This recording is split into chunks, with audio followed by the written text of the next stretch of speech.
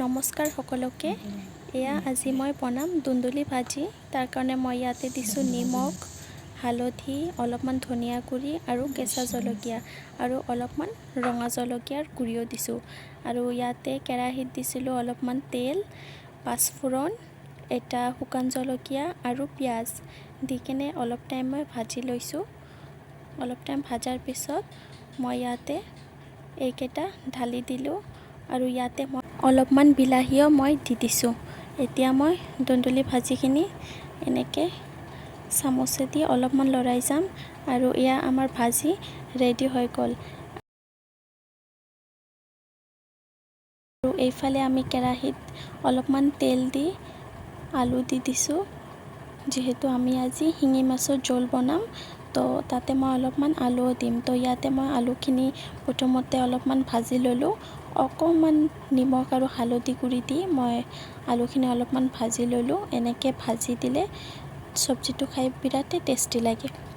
তো এনেকৈ আলুখিনি ভাজা হৈ গ'ল। মই এটি বাতিত উঠাই থৈ দিলোঁ। এইখিনি মই উঠাই আন এটি বাতিত থৈ দি সেইটো কেৰাহীতে মই আকৌ অলপমান মিঠাতেল দি দিলোঁ। আৰু ইয়াতে মই দিম এতিয়া জিৰা, গোটা জিৰা দিছোঁ মই, অলপমান পিঁয়াজ দিওঁতে তেলখিনি হাতত ছিটিকি আহিছিল, সেইকাৰণে মোবাইলটো লৰি গৈছিল। আৰু মই এনেকৈ ভাজি ল'লোঁ। পিঁয়াজখিনি অলপমান ভাজি ল'ম। তাৰপিছত মই ইয়াতে দি দিলোঁ অলপমান বিলাহী দিলে মাছৰ আঞ্জাটো খাই আৰু বেছিয়ে সোৱাদ লাগে। তো মই এনেকৈ বিলাহী দি অলপমান বিলাহীটো ভাজি ল'ম। এনেকৈতো বিলাহীটো এনেকৈ ভাজি ল'লোঁ। তাতে মই অলপমান নিমখ দি দিলোঁ। নিমখটো দিলে সোনকালে সিজি যায়। তো মই নিমখ দি এনেকৈ সিজাই ল'লোঁ। তাৰপিছত ইয়াতে মই দিছোঁ ৰঙা জলকীয়া গুড়ি, হালধি গুড়ি,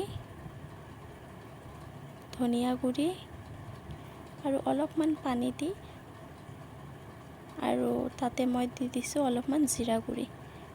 পানী নিদিলে মছলাখিনি জ্বলি যাব, সেইকাৰণে মই অলপমান পানী দি দিছোঁ।